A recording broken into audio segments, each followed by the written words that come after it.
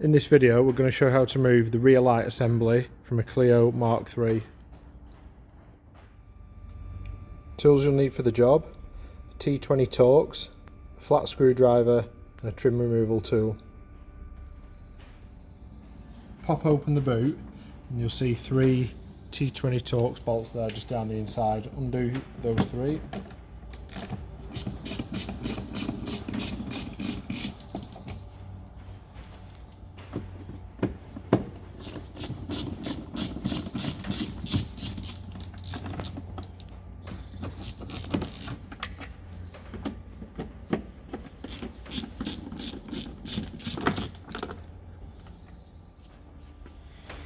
Now pull away from the inside.